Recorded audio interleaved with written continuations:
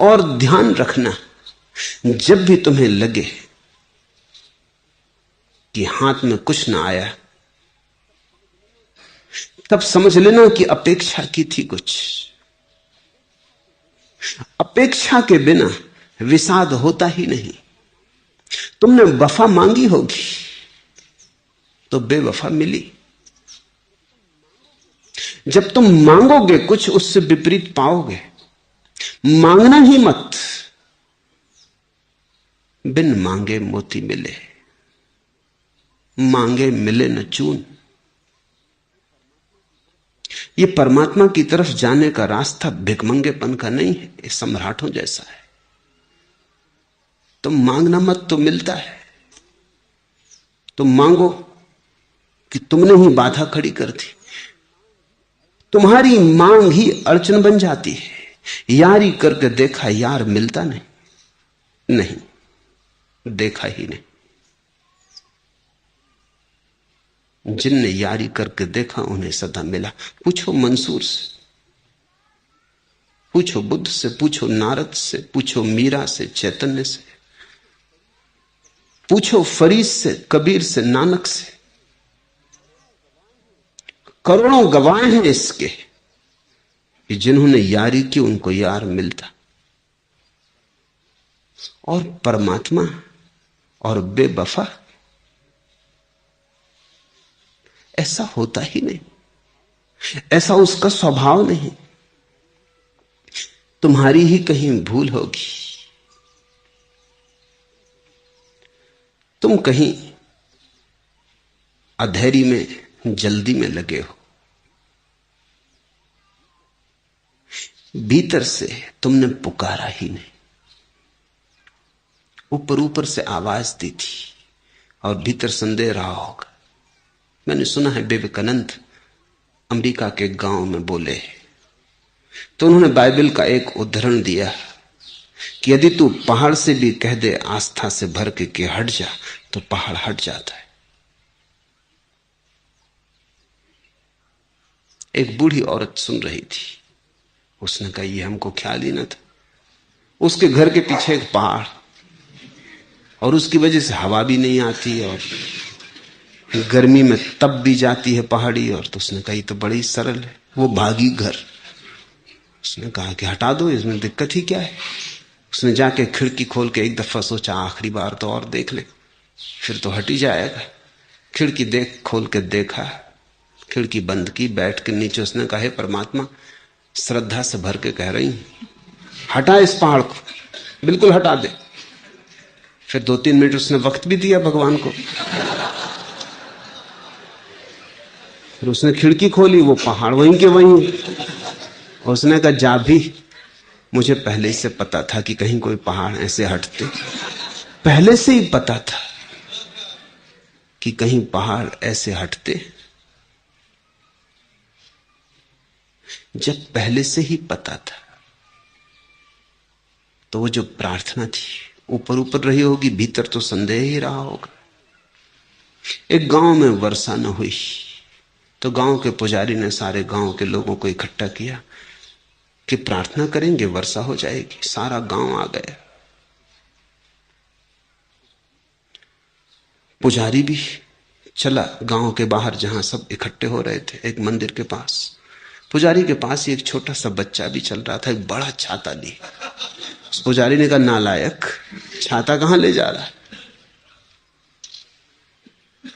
उस बच्चे ने कहा लेकिन मैंने सोचा कि जब प्रार्थना होगी तो वर्षा भी होगी, लौटते में दिक्कत होगी। मगर एक छोटा बच्चा ही लाया था, खुद पुजारी भी छाता लेके ना आया था। गांव की भीड़ इकट्ठी हो गई, कोई छाता ना लाया था। एक छोटा बच्चा ही प्रार्थना का पात्र था।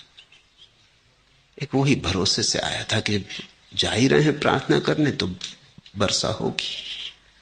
लेकिन पुजारी ने उसकी श्रद्धा भी भ्रष्ट कर दी। उसने कहा बे नालायक, ये छाता कहां ले जा रहा है? वर्षा तो नहीं हो रही, महीनों से प्राण तड़पे जा रहे हैं और तू छाता लिए घूम रहा। उसको भी संदेह जगा दिया, उसकी प्रार्थना भी खराब हो गई। मुझे लगता है उस दिन वर्षा हो सकती थी, उस अकेले एक बच्चे की प्रार्थना से भी हो सकती थी। मगर उसकी प्रार्थना भी खराब हो गई। नहीं, तुमने अभी खोजा ही नहीं यार को। उस प्यारे को खोजने के लिए बड़ी हार्दिक उत्कंठा चाहिए और धैर्य चाहिए। 3 मिनट का समय देख के खिड़की खोल के मत देख लेना।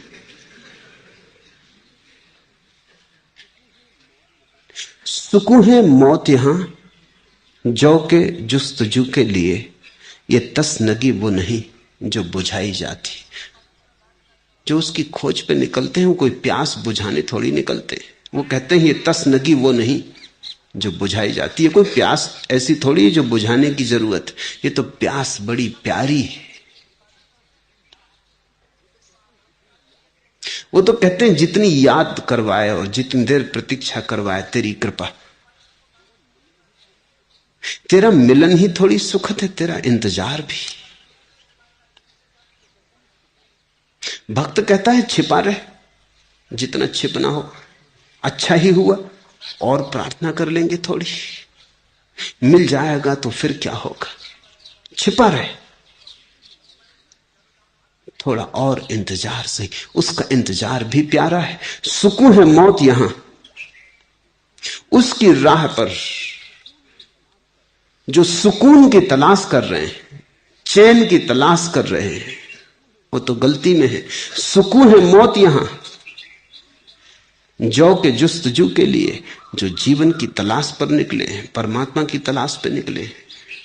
उनके लिए चैन की बात ही नहीं उठानी चाहिए। ये तसनगी वो नहीं जो बुझाई जाती, ये तो प्यास बढ़ाई जाती। प्रार्थना तो प्यास में घी का काम करती है। जैसे घी आग में पड़ता है, ऐसी प्रार्थना प्यास में पड़ती, बबकती है आग। एक ऐसी घड़ी आती है कि तुम प्यास ही प्यास रह जाते हो। तुम्हारे भीतर कोई ऐसा भी नहीं रह जाता जो कहे मैं प्यासा हूं, वरन ऐसी ही भावना रह जाती है कि मैं प्यास हूं। उसी घड़ी यार मिल जाता है। यार तो मिला ही हुआ है।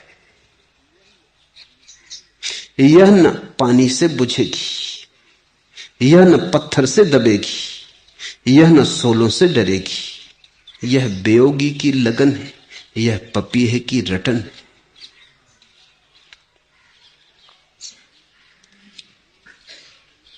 तीसरा प्रश्न, भगवान इस समय और इस जगह पर आपके और हमारे दरमियान क्या करवाता है? आप में और हम में फर्क क्या है और वास्ता क्या है?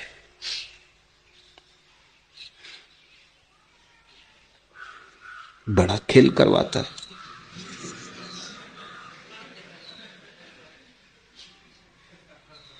मुझे बुलवाता है, तुम्हें सुनवाता है।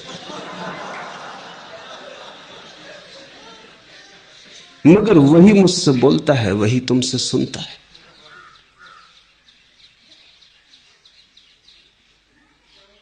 समझ लोगे तो बड़ी रसधार बहेगी, क्योंकि वही मुझसे बोला है, वही तुमसे सुनने चला आया है।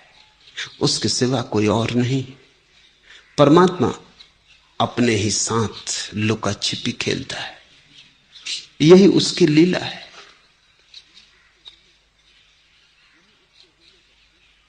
यही उसके होने का ढंग है। तुमने कभी अपने साथ लुका छिपी खेली?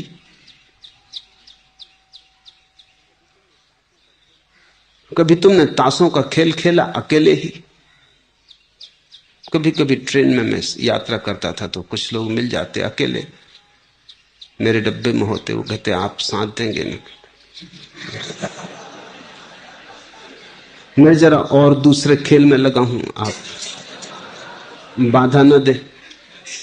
तो फिर वो अकेले ही ताश बिछा लेते, अकेले ही, दोनों तरफ से चालें चल रहे। परमात्मा दोनों तरफ से चालें चल रहा है।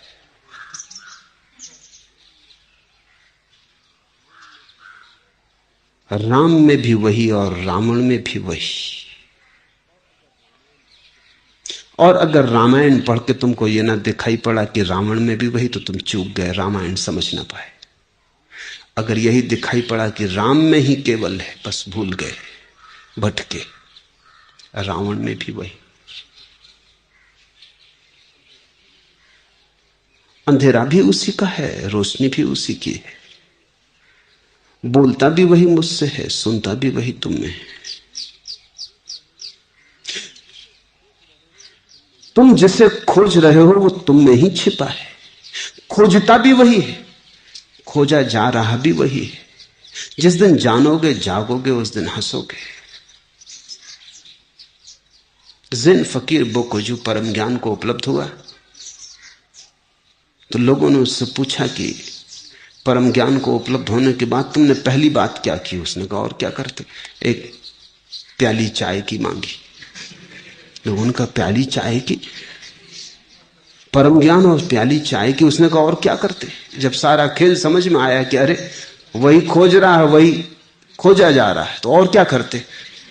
सोचा कि चलो बहुत हो गया, दिन बड़ी लंबी खोज हो गई, प्याली चाय की पी ले। हंसे खूब। जापान में एक फकीर हुआ है जो हंसता ही रहा ज्ञान के बाद। गांव गांव चलता रहा, होते ही उसका नाम था, हंसते ही रहता। लोग उसको मंदिरों में ले जाते कि कुछ बोलो, तो खड़ा हो जाता और हंसता।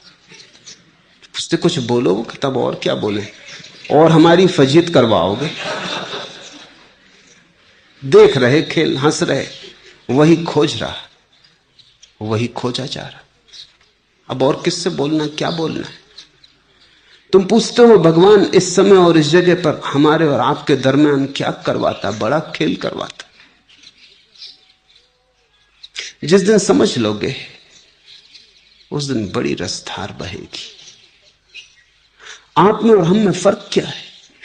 मेरी तरफ से कुछ भी नहीं, तुम्हारी तरफ से बहुत है।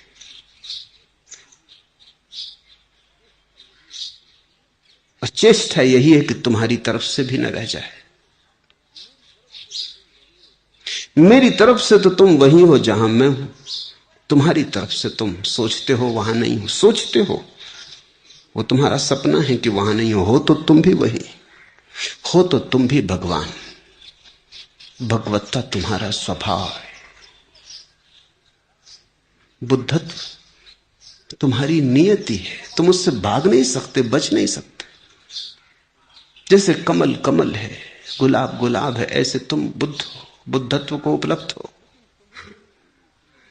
लेकिन तुम्हें यह ख्याल नहीं, तुम्हें और हजार ख्याल चढ़ गए हैं सिर पर।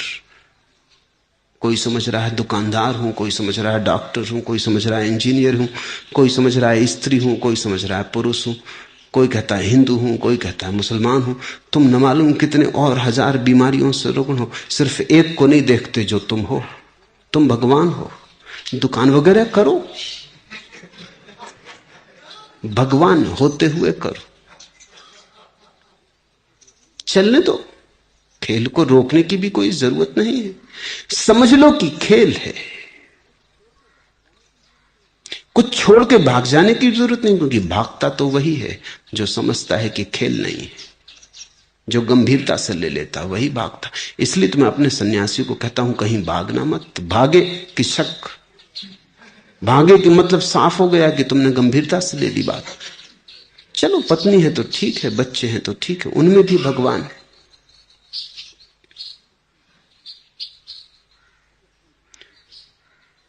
अगर तुम उसी को देखने लगो, हर तरफ से वही तुम्हें पुकारा है। पग ध्वनि तो सुनता था कब से, पर तुमसे साक्षात ना होता। असमंजस में पड़ी सुनहली सुबह, सांवली सांझ हो गई। मेरे हर पल की व्याकुलता अपने आप प्रणाम हो गई। प्रतिध्वनि तो सुनता था कब से, ध्वनि का उद्गम ज्ञात न होता। पग ध्वनि तो सुनता था कब से, पर तुमसे साक्षात न होता। पग ध्वनि तो तुमने भी सुनी, अन्यथा तुम यहां ना आते। प्रतिध्वनि तो तुमने भी सुनी है, अन्यथा तुम्हें कौन यहां ले आता? वही प्रतिध्वनि ले आई है, लेकिन सीधा सीधा साक्षात्कार नहीं हो रहा है। मैं उसकी तरफ मुंह किए खड़ा हूं, तुम उसकी तरफ पीठ किए खड़े हो, इतना ही फासला है, बड़ा फासला नहीं, अबाउट टर्न, इतना सा फासला है। मिलिट्री में लोग कर लेते, घूम जाओ,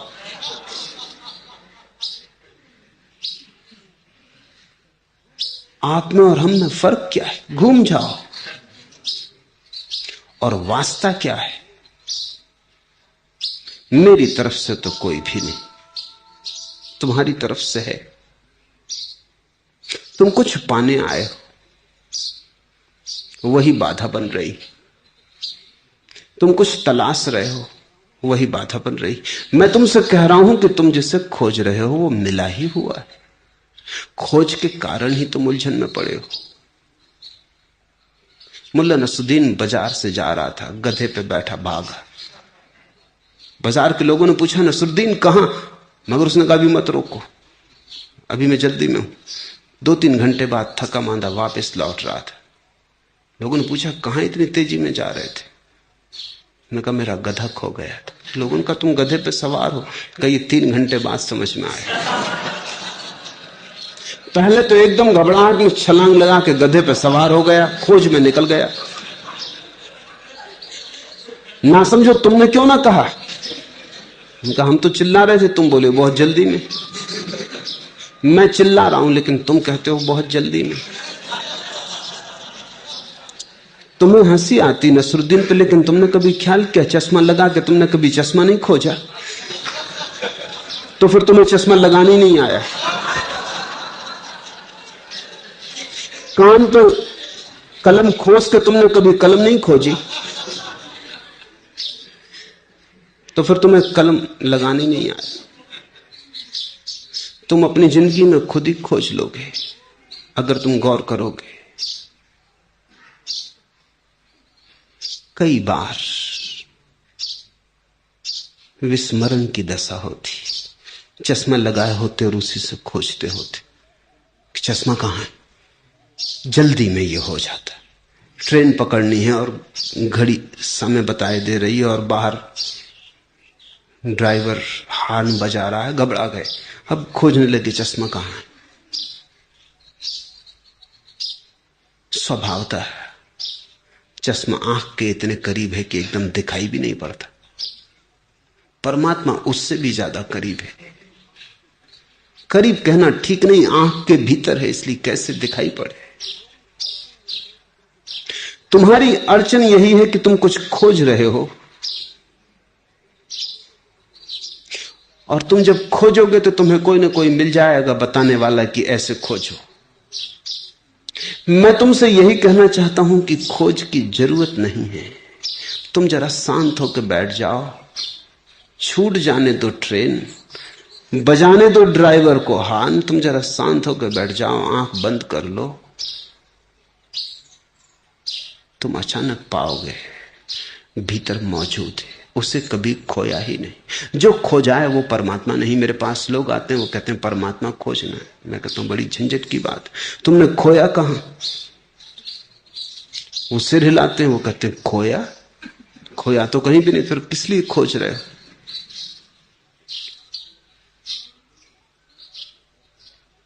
मुल्ला नसरुद्दीन अपने घर के बाहर सड़क पर कुछ खोज रहा था। एक मित्र आ गया, उसने कहा, क्या खोजते हो सांझ? उसने कहा, मेरी चाबी गिर गई। वो मित्र भी खोजने लगा। थोड़ी देर बाद उसने कहा, कहां गिरी? रास्ता बड़ा है और रात हुई जाती। उसने कहा, ये मत पूछो, गिरी तो घर के भीतर। तो कहा, ना समझ, फिर बाहर क्यों खोज रहे? उसने कहा, यहां रोशनी, बाहर घर में अंधेरा है, अंधेरे में क्या खाक खोजे? खोजने से भी क्या मिलेगी अंधेरे में?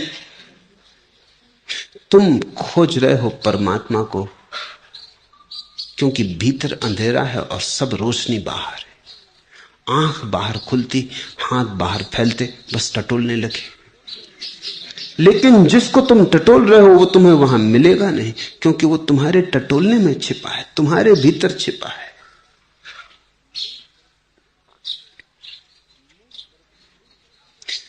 तो मेरी तरफ से तो कोई फर्क नहीं, मेरी तरफ से कोई वास्ता भी नहीं। फर्क और वास्ता तुम्हारी तरफ से। जिस दिन वहां से भी गिर जाएगा उस दिन ना तो मैं हूं ना तुम हो, मिलन हो गया। अंबर की आंखों में कोई सूरज है न सितारा, केवल रजकण भर हैं सारे यहां वहां जो छितरे। अंध तिमिर के लिए वही सब प्रखर विभावन निखरे, धरती की छाती पर कोई धारा है न किनारा। अंबर की आंखों में कोई सूरज है न सितारा, चिर असंग के लिए न कुछ है मेरा और तुम्हारा।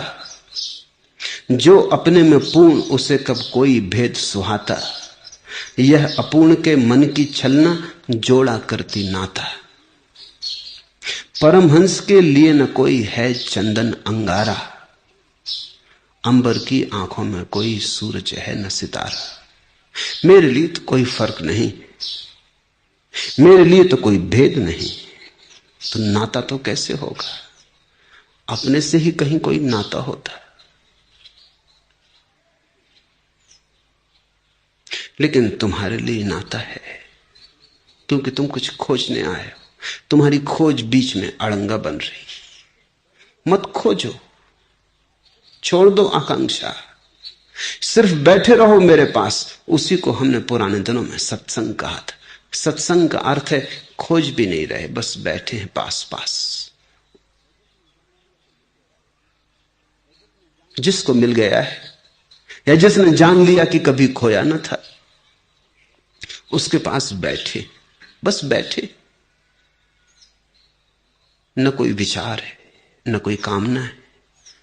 अचानक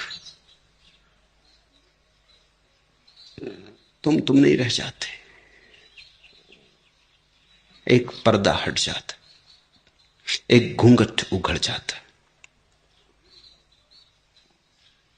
गुरु और शिष्य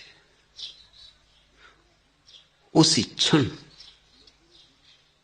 न तो अलग रह जाते, न गुरु गुरु रह जाता, न शिष्य शिष्य रह जाता। सब फासले मिट जाते, बीच की सब सीमाएं खो जाती। उस मिलन के क्षण में सत्य का हस्तांतरण है। मुझे सुन के तुम्हें सत्य ना मिलेगा, मुझे पी के मिलेगा। पीना बड़ी और बात है। पीना तभी हो सकता है जब तुम बिल्कुल खाली बैठे हो, तब तुम एक रिक्त शून्य हो जाते हो। उस रिक्त शून्य में वर्षा हो सकती है। तुम खाली हो तो भर दिए जाओ, तुम पहले से ही भरे हो तो भरना मुश्किल है।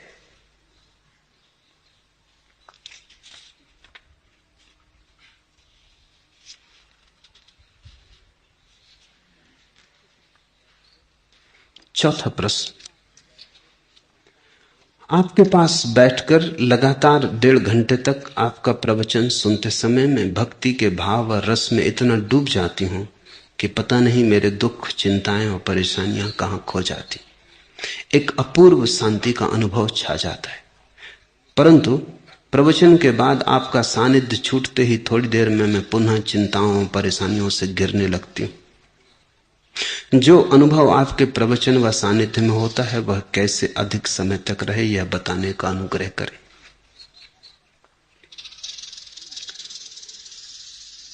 क्षण भर को भी अगर चिंताएं खो जाती,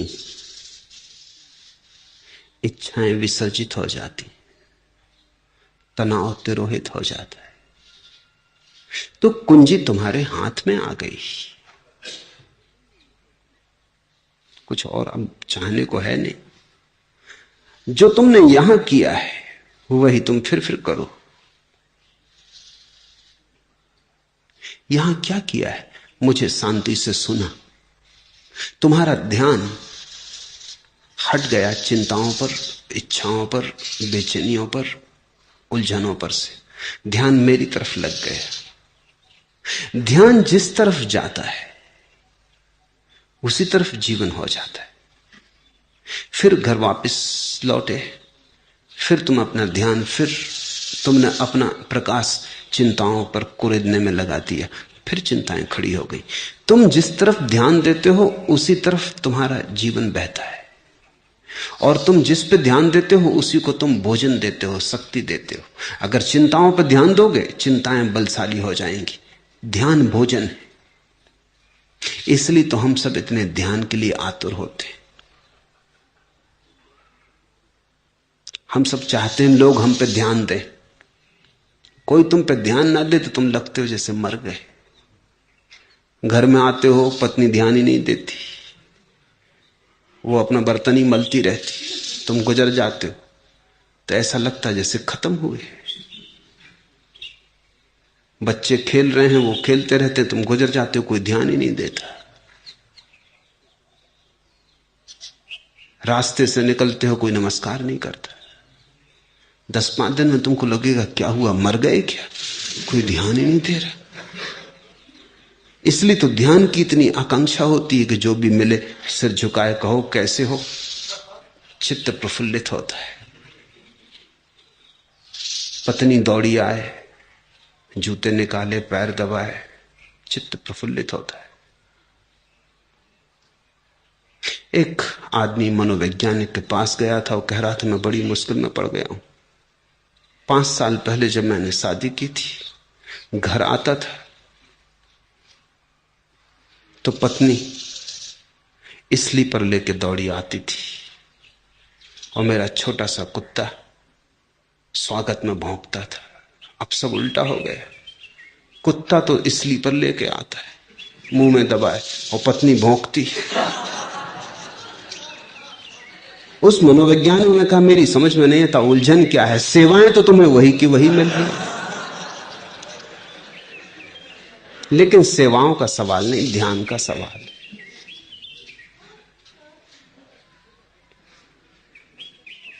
छोटा बच्चा भी ध्यान से जीता है, ध्यान ऊर्जा है। अभी मनोवैज्ञानिक इस पर बड़ा अध्ययन करते हैं कि ध्यान से जरूर कुछ गहरी ऊर्जा मिलती।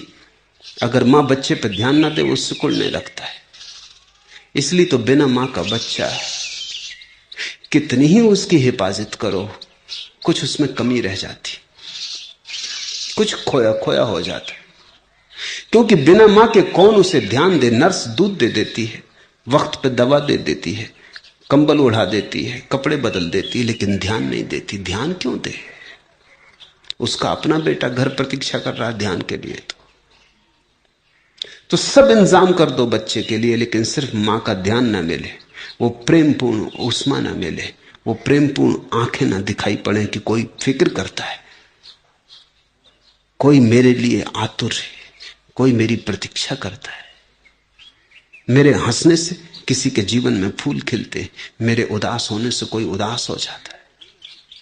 कहीं मेरा होना किसी के दूसरे के होने पर भी बल रखता है, तो बस बच्चे को प्राण मिलने लगते। तुमने देखा छोटा बच्चा गिर जाए तो पहले खड़े होकर देखता है कि मां आसपास है, हो तो रोता है, ना हो तो नहीं रोता।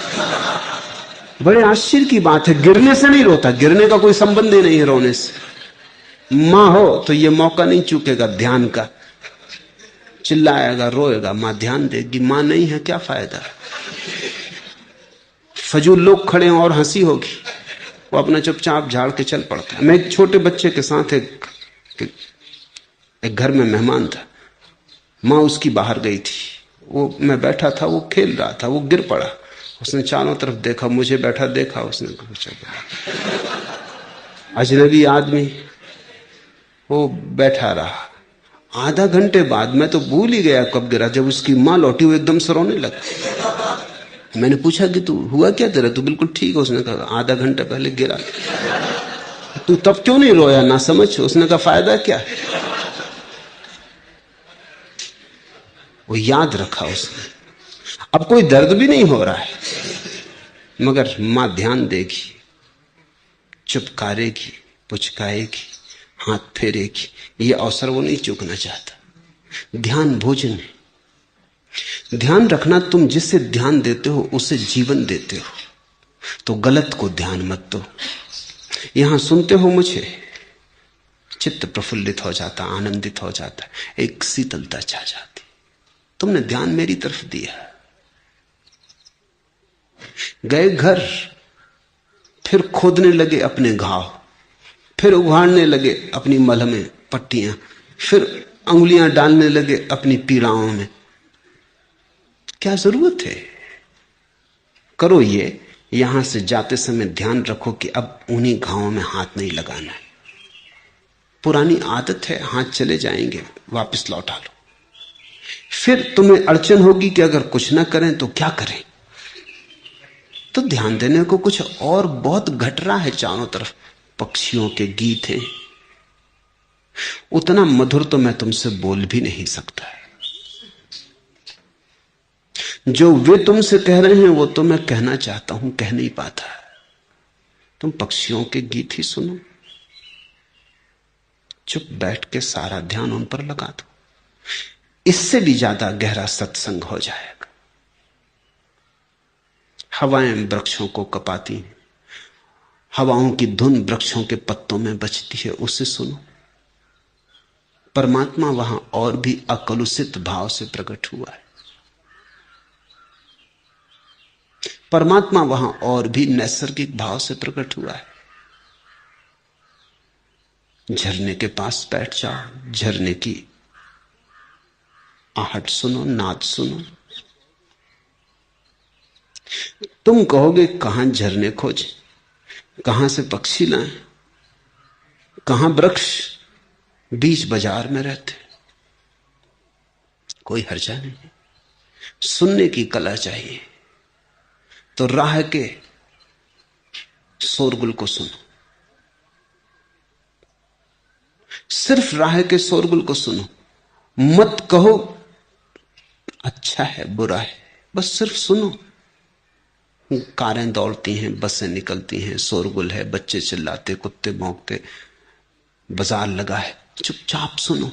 तुम एक दिन चकित होकर पाओगे कि अगर ध्यान से सुना तो वही ध्यान लग जाएगा, और उस बाजार के कलरव में एक संगीत का जन्म होने लगेगा। वो बाजार का कलरव भी है तो उसी का, परमात्मा का, जितना पक्षियों के कंठों की आवाज है। वो कोयल से ही नहीं बोलता, कौओं से भी वही बोलता है। बाजार भी उसी का बाजार है। असली बात, अपने घावों पर ध्यान मत लगाओ, कहीं भी ध्यान लगाओ। ध्यान को अपने से मुक्त करो, ताकि धीरे धीरे तुम्हारी यह सामर्थ्य बन जाए कि ये पुरानी आदत चिंताओं को उघाड़ने की, उखेड़ने की मिट जाए।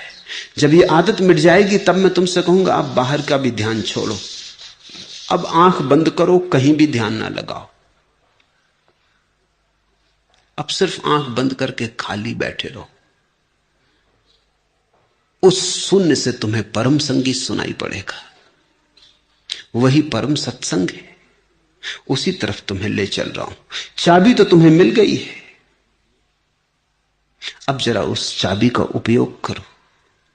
जरा परमात्मा की याद को सब तरफ से पकड़ो, अपनी छोड़ो, उसकी गुनो। दिन वही दिन है, सब वही सब है, जो तेरी याद में गुजर जाए। सब तरफ से उसकी याद को उठाओ। मैं तुमसे ये नहीं कहता कि बैठ के राम राम राम राम जपो, बहुत जप रहे हैं लोग, उससे कुछ नहीं होता। उससे सिर्फ राम को नींद आने में बाधा पड़ती। और कई तो माइक लगा के, लाउड स्पीकर लगा के राम राम जप रहे हैं, वो राम को सोने नहीं देते।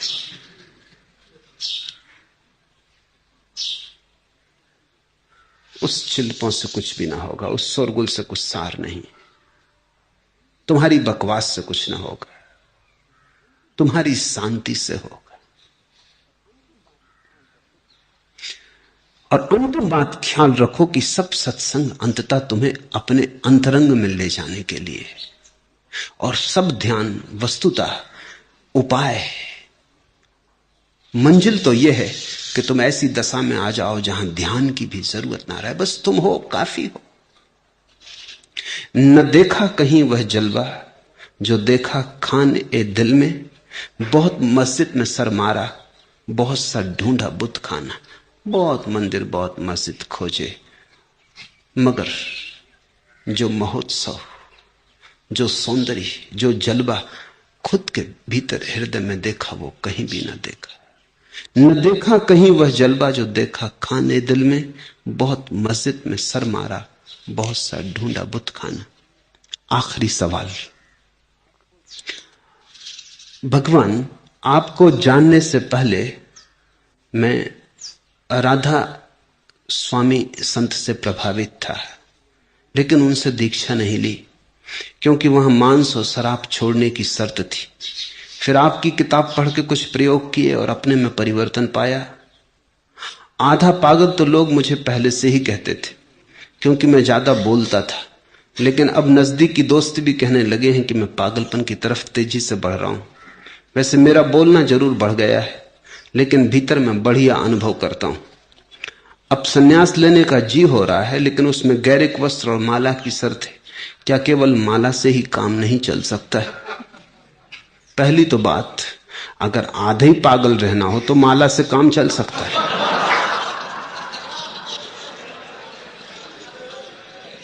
मगर मेरी मानो तो पूरा पागल बनने का मजा और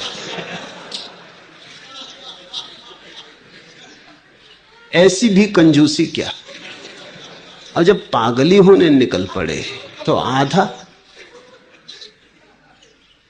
ये एक पांव बाहर एक पांव भीतर तुम्हें दुविधा में डाल देगा। ये दो नावों पर सवारी खतरनाक होगी। लोग आधा कहते हैं, तुम पूरे ही हो जाओ। और अगर तुम्हें भीतर बढ़िया लग रहा है तो क्या फिक्र करना किसी की। असली सवाल तो भीतर है। तुम्हें भीतर बुरा लगे और सारी दुनिया कहे बड़े समझदार, बड़े दाना, क्या फायदा उससे। तुम्हें भीतर आनंद आ रहा है, छोड़ो फिक्र। 4 दिन की दुनिया है, लोग पागल ही कह लेंगे, क्या हर्जा है। मगर इतना मैं तुमसे कहूंगा, आधे होना ठीक नहीं, क्योंकि मजा हमेशा पूरे का है। आधा तो ऐसा है जैसे कुनकुना पानी, न पानी रहे ठीक से, न भाप बने, त्रिशंकु हो गए, बीच में लटक गए, न घर के न घाट के, धोबी के गधे हो गए। नहीं, ये न करो, ये मैं न करने दूंगा, मैं साथ न दूंगा इसमें। पूरा पागल होना हो तो आ जाओ। मीरी में, फकीरी में, शाही में, गुलामी में कुछ काम नहीं बनता, बेजुर्अते रिंदाना। पागलपन के बिना कहीं कुछ काम बनता ही नहीं। मीरी में, फकीरी में, शाही में, गुलामी में कुछ काम नहीं बनता, बेजुर्अते रिंदाना। रिंद की, शराबी की, पागल की मस्ती और पूरा जोश चाहिए तो ही कुछ काम बनता है। जो पहुंचे हैं वो पूरे पूरे दौड़े हैं तो ही पहुंचे। ऐसे आधे आधे, बंधे बंधे तुम दूर ना निकल पाओगे घर से। तुम कोल्हू के बैल हो जाओगे, वहीं वहीं चक्कर लगाते रहोगे। पहली बात, जब हुए बर्बाद ए आबाद तब पाया पता, बेनिशान होकर मिला हमको निशाने कुए दोस्त। उस परम मित्र का पता तो जब सब अपना पता खो जाता है तभी मिलता है। दूसरी बात, कहा है राधा स्वामी सत्संग से प्रभावित थे, वहां शर्त थी शराब मांस छोड़ने की, इसलिए दीक्षित न हुए। यहां छोड़ने की कोई शर्त नहीं, कुछ लेने की शर्त है। छोड़ने में भी राजी न हुए, लेने में भी राजी न हुए, तो ना राजी होने की कसम खा ली है।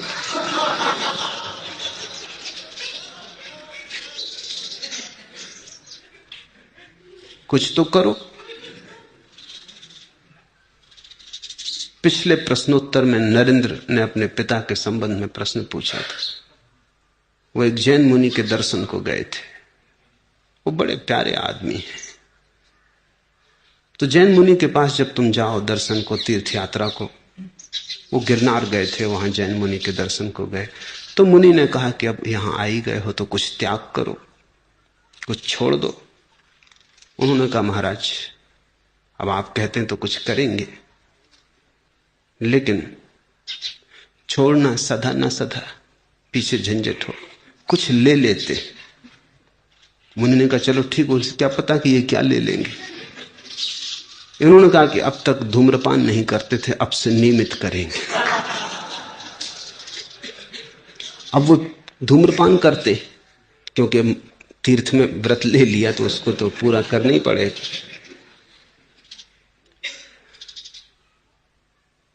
लोग उन्हें पागल समझते हैं, लेकिन वो आदमी बड़े गजब के।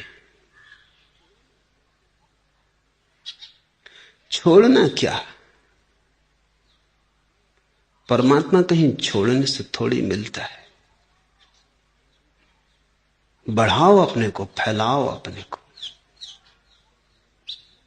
वहां तुमसे कहा शराब मांस छोड़ दो, मैं तुमसे कुछ छोड़ने को कहता नहीं। मैं कहता हूं माला गेरुआ ले लो। ये मैं जानता हूं कि अगर माला और गेरुआ लिया तो शराब और मांस छूट जाएगा। उसकी छोड़ने की बात मैं नहीं करता, वो कमजोरों की बात है। क्या छोड़ने की बात करता? हीरा ले लो, कंकड़ पत्थर छूट जाएंगे, और रखना हो तो रखे रहना। कंकड़ी पत्थर हैं, रखे भी रहे तो क्या हर्ज है। मगर ऐसा कभी देखा नहीं कि हीरा मिल जाए तो कंकड़ पत्थर न छूट जाए।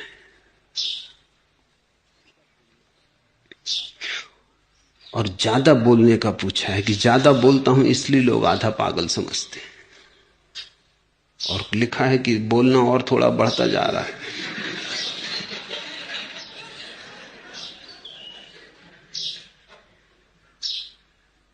बोलने का अगर ज्यादा ही शौक है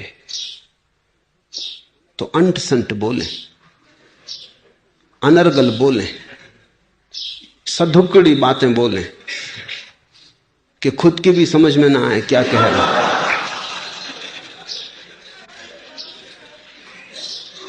लोगों को भी आनंद आएगा, तुम्हें भी आनंद आएगा। समझदारी की ना बोले, समझदारी रोग है। चलें ये कोशिश करके देखें, यहीं से शुरू कर दे। तुम्हें भी मजा आएगा, लोगों को भी मजा आएगा, और धीरे धीरे तुम पाओगे कि बोलने को कुछ भी तो नहीं है। क्या बोले चले जा रहे हो? कहने को कुछ हो, कहो भी, कहने को है क्या? ईसाइयों का एक संप्रदाय है, कीमती संप्रदाय है, उसमें वो देववाणी, इसको वो देववाणी कहते हैं, अनर्गल। उनके चर्च में लोग इकट्ठे हो जाते हैं, फिर प्रत्येक व्यक्ति शांत होकर बैठ जाता है, और फिर जो भी अनर्गल भीतर आता है वो बोलने लगता है, मगर अपनी तरफ से नहीं बोलता, अपनी तरफ से कुछ नहीं बनाता। कुछ आता है तो बोल देता है, नहीं तो चुप बैठा रहता है। धीरे धीरे पूरे चर्च के लोग अनर्गल बोलने लगते हैं, अंट संट आवाजें, शोरगुल, न कोई भाषा, न कोई तुक, न कोई व्याकरण, न ऐसी भाषा जिसको कोई समझ सके। कुछ भी बोल रहे हैं, लेकिन 15-20 मिनट भी ऐसा बोलने के बाद चित्त को बड़ी गहरी शांति मिलती, क्योंकि कूड़ा करकट जो सिर में इकट्ठा हो जाता वो निकल जाता है। इसलिए मैं तुमसे कहता हूं कि अगर बोलने ही में मजा आता है तो उसका मतलब केवल इतना है कि तुम कूड़ा करकट इकट्ठा कर लेते होगे, उसको तुम दूसरों में उलीच देते हो। निश्चित ही वो तुमसे परेशान होंगे, इसलिए पागल कहते हैं। उनको परेशान मत करो, एकांत में बैठ के बोलो, हर्जा क्या है? झाड़ पत्थर चट्टान कहीं भी मिल बैठे, दीवाने दो, हो जाने दी चर्चा। चट्टान से बोल लो, हर्जा नहीं है। फिर चट्टान से बोलो तो हिंदी बोलो कि अंग्रेजी की, मराठी की, पंजाबी, क्या फर्क पड़ता है? चट्टान सभी भाषाएं समझती है। तुम सभी मिला के बोलो तो भी चलेगा। झाड़ से बोल लिए, नदी से बोला है, आकाश पड़ा है, और इनमें से कोई तुम्हें पागल ना कहेगा। वो सब प्रसन्न होंगे और तुम्हें आशीर्वाद देंगे। आदमियों को न सताओ, आदमी वैसे ही परेशान सुन लेते होंगे क्योंकि मजबूरी है। और तुम कहते हो कि अब तो पास के निकट के दोस्त भी घबराने लगे। आखिर सीमा होती, निकट के हैं सुनना पड़ता है। लोग ऊबते रहते हैं और सुनते रहते हैं। मत सताओ उनको, ये हिंसा है। तुम्हें अच्छा लगता है, एकांत में चले गए, अनर्गल बोले, उससे ध्यान उपलब्ध होगा। अगर एक 30-40 मिनट तुमने अनर्गल बोल लिया, दिल खोल के चिल्ला लिया, तुम एकदम हल्के हो जाओगे, फूल से हल्के हो जाओ। और तब तुम में एक क्षमता आ जाएगी कि तुम दूसरों से व्यर्थ ना बोलोगे, सार्थक कुछ होगा तो ठीक है। तब तुम्हें दिखाई पड़ेगा कि दूसरे पागल की तरह बके जा रहे हैं, कोई जरूरत नहीं है बकने की, लेकिन बके जा रहे हैं। तब तुम उनको भी धीरे धीरे यही रास्ता सुझा देना जो मैंने तुम्हें सुझाया, उनको तुम सुझा देना कि जंगल में एकांत में चले गए, वहां दिल खोल के बोल दिए। आधे पागल मत रहो। खूब समय गुजार दिया आधे में, अब जरा पूरे हो जाओ। और जिस दिन तुम पूरे हो जाओगे उस दिन तुम पाओगे जब खुद रफ्तगी से आंख खुली, सामने ही खड़े थे मंजिल के।